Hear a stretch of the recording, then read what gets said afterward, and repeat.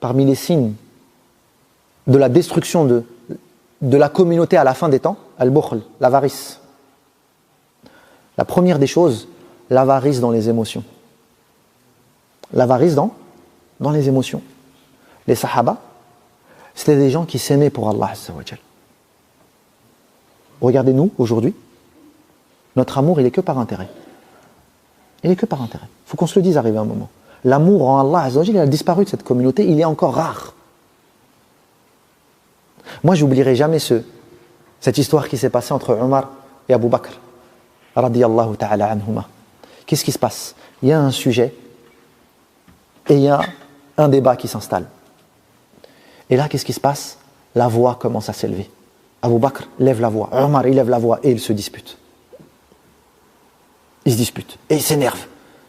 Et là, Omar, il donne son dos et il part. Il donne son dos et il part. Et là, il y a Abu Bakr qui le suit, qui lui dit « Excuse-moi, excuse-moi ». Et là, Omar, il lui claque la porte au nez. Et là, Abu Bakr, radiyallahu anhu, il voit ça, il dit « Je me suis excusé ».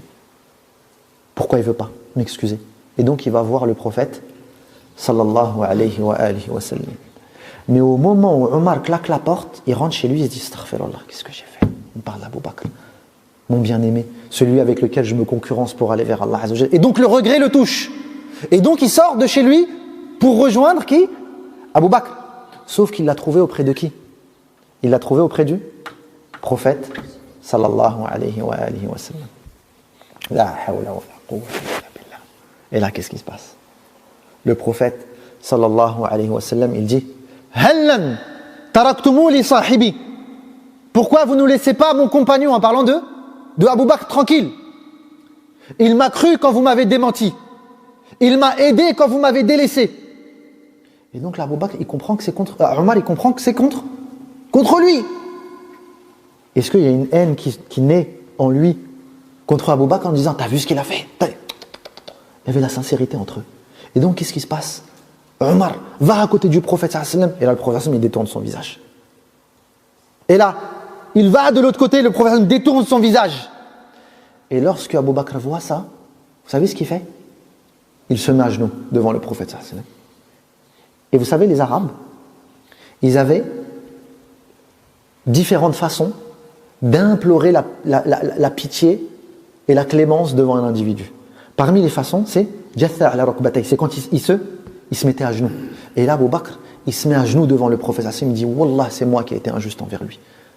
Wallah, c'est moi qui ai été injuste envers lui. » Regardez, subhanallah, qu'est-ce qui a fait sortir Omar de chez lui? La sincérité. Il ne voulait pas. Il aimait Abu Bakr pour Allah Azza wa Jal.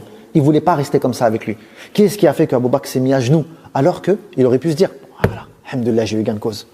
Voilà, tu ne veux pas comprendre, comme ça la prochaine fois tu sauras que... » Non, non, non, c'est pas ce qu'il est, c'est pas ce qui alimentait. Il s'aimait sincèrement.